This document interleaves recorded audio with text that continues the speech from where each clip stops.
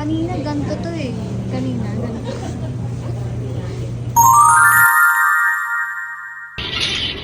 Shala, may pag-get ready with me bago pumunta ng school. So ayun, hindi naman tayo pwedeng pumunta doon ng Haggard. Kaya naman, magme-makeup tayo ng mabilisan. So ayan pala yung liquid foundation na ginagamit ko sa mukha ko. Grabe yung foundation na yan, hanggang gabi na yan. Sobrang kapit niyan sa face ko. Ewan ko lang sa face nyo charot. So ayun, hindi na ako gumagamit ng iba't ibang brush. Ayun lang yung ginagamit ko, biniblend ko lang siya ng sponge. Pagtapos ay magli-lip tint lang tayo ng makapal. Lip tint yung ginagamit ko kasi para pang matagalan siya. Tapos ito, the best tong blush on na to. Ang ganda rin yan. Sobrang smooth. Sobrang blendable siya. Sa kilay naman, yun yung ginagamit ko. Mascara ng O2O. Inaangat ko lang siya para kumapal. Tapos yung pilik mata ko, kahit may eyelash extension, nilalagyan ko rin siya ng mascara nga ni. Bawal talaga lagyan ng mascara yung pilik mata. Pero dahil meron naman akong salon, so paggawa na lang pag natanggal. After ko mag-ayos, nilagyan ko naman yung kambal ng facial cream ng Mostela. At inisprayan ko na rin sila ng cologne ng Tendero. Ayun yung favorite ko na scent sa kanila kasi amoy powder, amoy baby talaga. Kahit damulag na ang mga to, baby pa rin namin sila dito sa bahay. So ayan, walang katapos ng ayos. Pagtas ko sa kanila, yung buhok ko naman lalagyan ko naman siya ng oil. Para hindi mukhang kinky at mukhang healthy lang siya. And this is the final touch, the pabango and the lotion sa kamay. Nag-lotion na ako kanina ng buong katawan. Ito, nilotion ko lang siya sa braso ko at sa kamay ko kasi ang bango niya talaga. So ayun, dahil malapit lang yung GRU sa amin, nag-tricycle lang kami.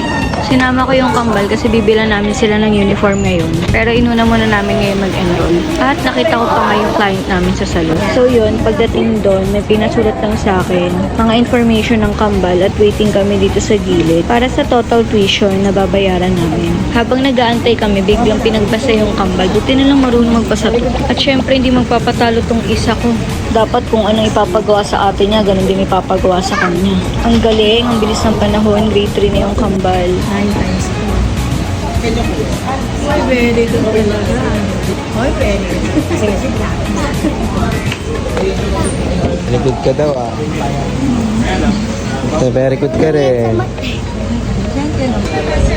Alis, just pasok nila sa school. Nang? Aga. So ayun, nakuha na namin ng mahiwagang papel, kaya bumaba kami dito sa auditorium.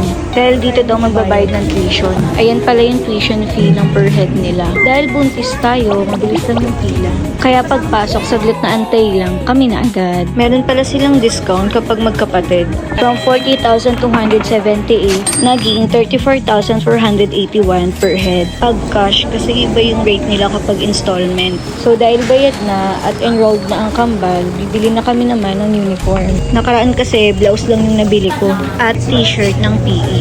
Kaya syempre kailangan namin bumili ng skirt at saka pants. Asan? Asan? Saan mo tinago? Ikot ka. Magsayaw ka. Hawak ka. Hawak mo. Lupi.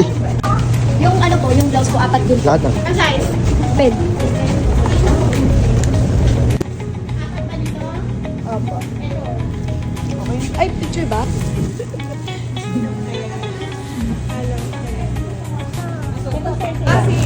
May concern siya. Nakaraan kasi walang available na parka, kaya ang bili mo lang blouse. Pero kaya bibili ka rin ako. Pwede ba yun? Yung blouse na binili ko nakaraan, papapalitan ko nito. Papay ko na po walang mendok ko. Ito, pen. Ganun din ang... Okay. Pero yung nabili mo. Oh, kinain na. Dali ko na. Balitan. May picture naman ako narito. Kasi ito po ako ng apat na ano.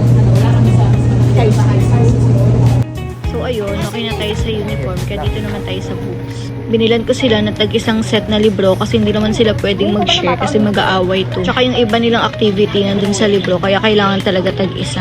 Buti at na-enroll ko muna sila bago ako manganak. Grabe, ang sakit na ng tiyan ko. Ang kukulit ba naman ng kasama ko eh. Kanina, ganito to eh. Kanina. It's time to pay na.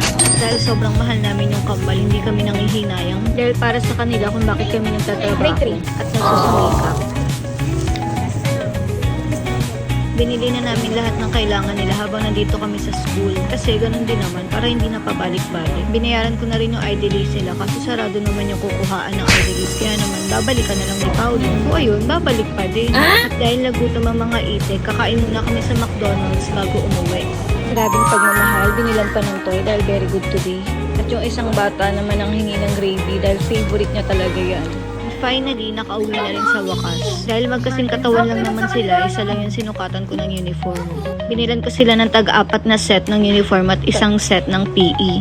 Para isang beses lang ako magpa-plancha sa isang linggo kaya nakakapagod mag-plancha. Hi, salamat! Tapos na ang mga kailangan ng kambal. So, that's all for today's video. Thank you for watching!